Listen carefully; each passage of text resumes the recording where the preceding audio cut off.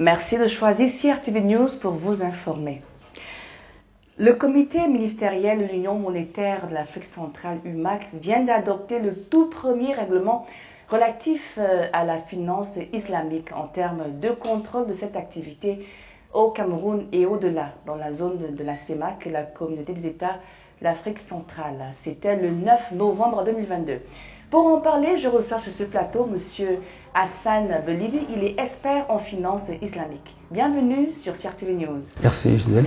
Alors dites-moi d'entrée de jeu, ce tout premier règlement sur la finance islamique qui a été adopté, c'est le résultat d'un long processus de nombreuses démarches qui ne concernent pas seulement le légateur, mais aussi vous-même qui êtes actif dans le secteur de la finance islamique?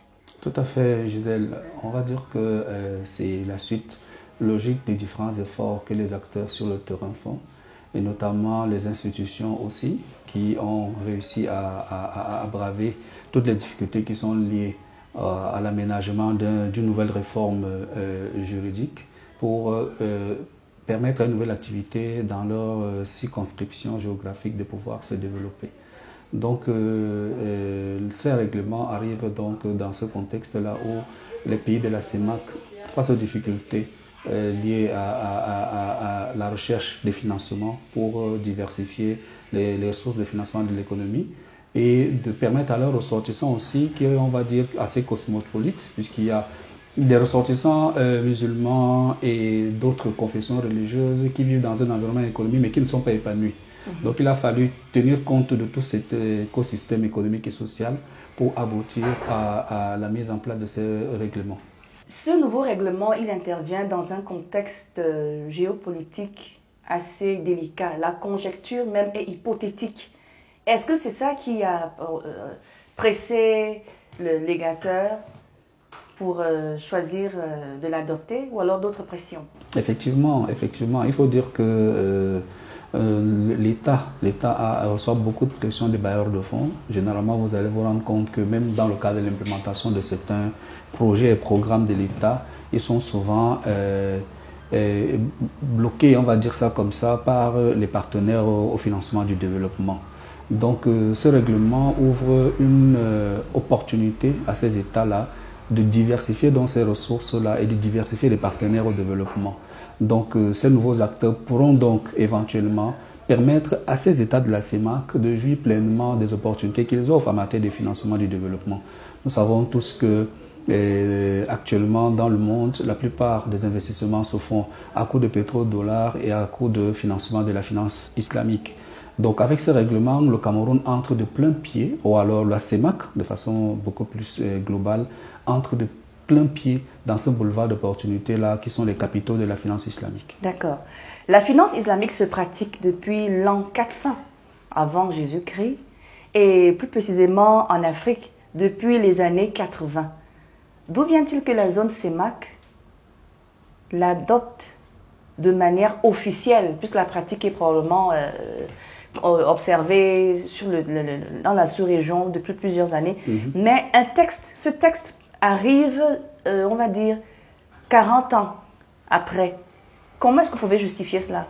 Donc on va dire qu'il y a eu une forte pression justement à la nécessité justement de permettre aux acteurs de véritablement implémenter la finance islamique. Vous savez que sur le plan local de l'écosystème CEMAC, il y a déjà des structures qui offrent des produits de la finance islamique, mais de manière très marginale parce que justement l'absence de réglementation posait un frein important.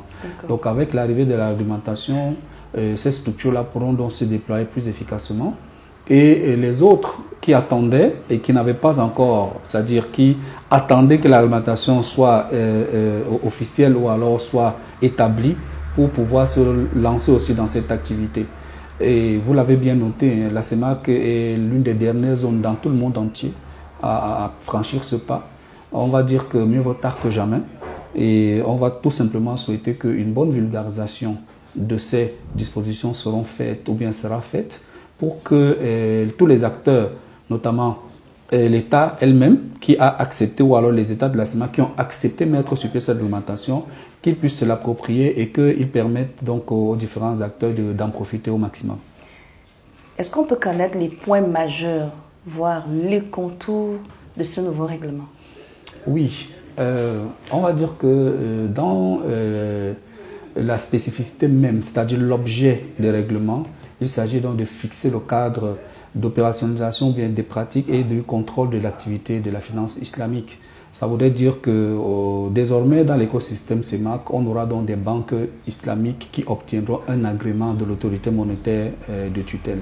Et donc, de ce point de vue, on voit donc des banques qui vont agir selon les principes de la finance islamique, qui est totalement différente de celle de leurs consoeurs conventionnels.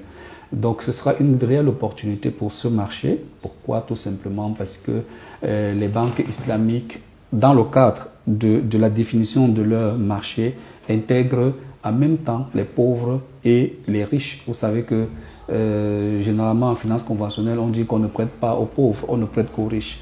En finance islamique, ce ne sera pas le cas, puisque ces principes la prédisposent à travailler notamment sur l'intérêt général, c'est-à-dire que autant pour ceux qui travaillent et pour ceux qui ne travaillent pas, la finance islamique intègre que toutes ces personnes font partie d'un environnement social et économique. Et donc, il met en place donc des mécanismes qui permettent de tenir compte de tout le monde, pauvres comme riches, à travers des produits et des contrats spécifiques qui tiennent donc en considération tout ce monde-là. Ce qui n'est pas le cas en finance conventionnelle, où on n'a que des riches hommes d'affaires ou alors des personnes d'une certaine classe sociale qui peuvent avoir accès au système financier classique. Vous avez parlé au début de l'éthique.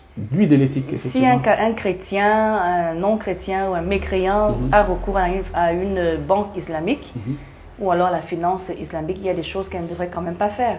Oui, ça c'est dans le cadre, et ça concerne tout le monde. C'est-à-dire que ce n'est pas une discrimination liée à la religion.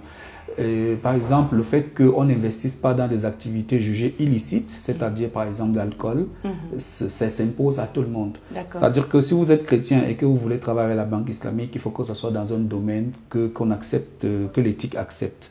Donc on considère l'alcool comme quelque chose de négatif et de mauvais, donc on ne peut pas le prescrire à quelqu'un même s'il n'est pas musulman.